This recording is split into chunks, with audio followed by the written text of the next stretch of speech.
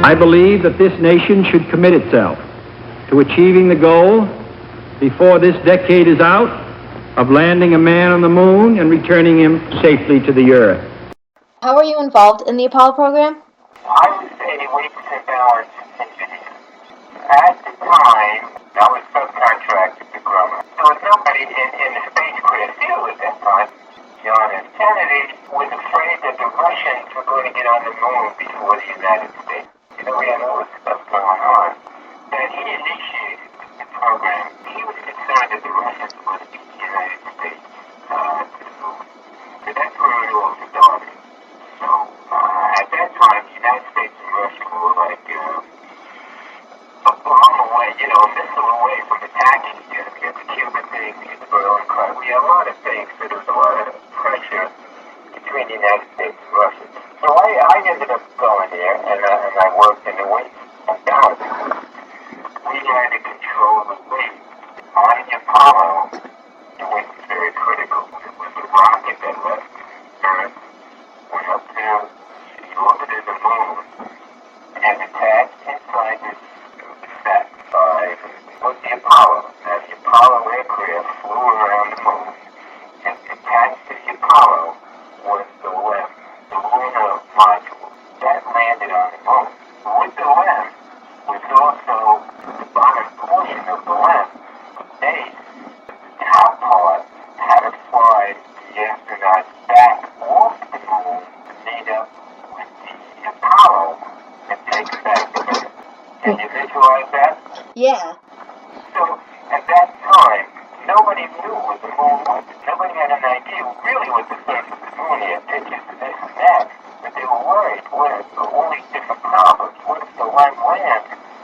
And if it's going to land, if it hits a rock or something, or it's over. Now we can't use that platform to get the astronauts back to the Apollo. So there were things like that they were worried about. Flying missiles through the air, rocks, all debris, this thing land, and thinking that we didn't have that type of information.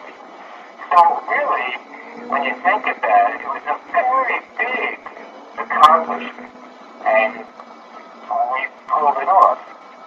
That was the basic concept that we went along, and everything was very critical. If you could save a pound of weight, it was worth $100,000. Now, this is back in 1962, 63.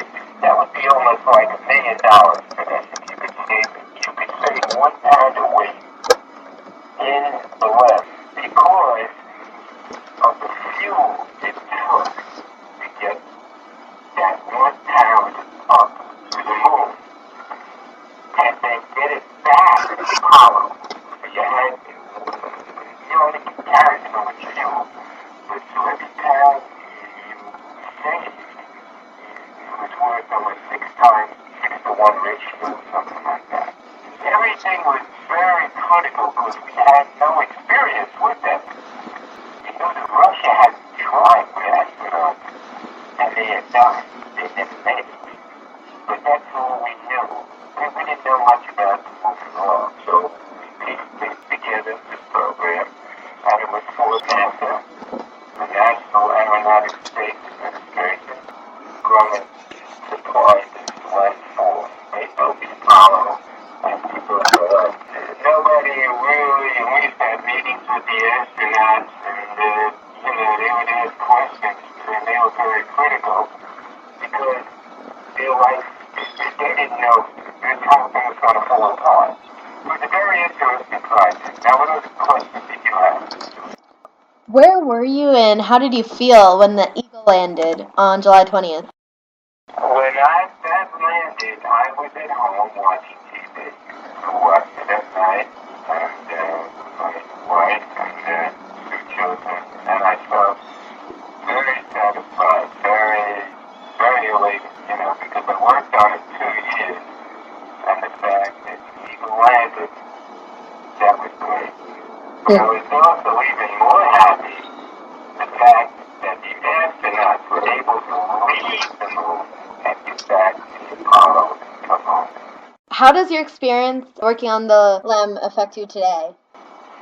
It were advances because of the science that went into developing the systems for the lunar module.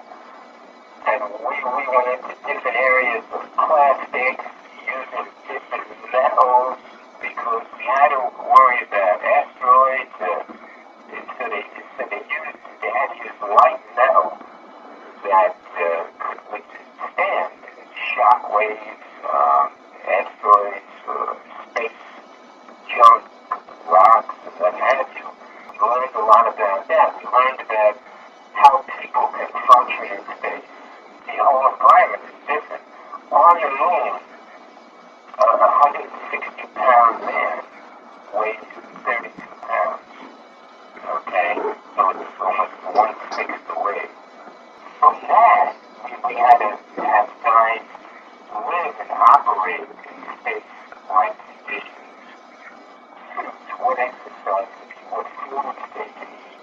So I think it was probably a building block with a lot of the things that we do today. You know, special cameras, special rockets, special transmissions, radios, the computers, especially the computers. I mean, it helped develop a lot of things. The United States engineering advanced rapidly. I mean, an engineering example would be that they were designing a ladder for the lunar module, okay, for the astronauts to walk to step out of the module onto the moon. This ladder was attached to the vehicle, but this ladder was made out of steel, okay? Steel is 3 times the weight of magnesium, we'll say. Okay, we'll say that the ladder weighs 60 pounds. When I got to look at it, I came back and I said, well, why can't we use magnesium? Why can't we use a lighter material? That was something. They said, I said, because you would save thousands of gallons of fuel using magnesium instead of steel ladder. 20 pounds instead of 60 pounds. Just an example of really how we developed. For me, it was a very enjoyable program, and but what was enjoyable about it was the fact that everybody was working with the unknown. We didn't know for sure what was up there, so everything had to be thought about twice for the safety for the astronauts. Because we had no way of getting back. We didn't even have another rocket prepared at that time if they got stuck up there to get them back.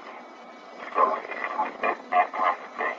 So we went along and we made sure that they checked it twice, you know.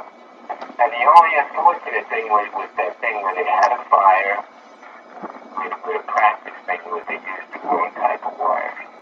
Some astronauts died. That was on the ground. Okay. So we learned from that. We're going to learn from that also.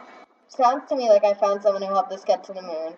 Thanks so much for letting me question you. What's your name? Oh, I'm Becky. Oh, okay. My name is Gilbert. Okay, bye.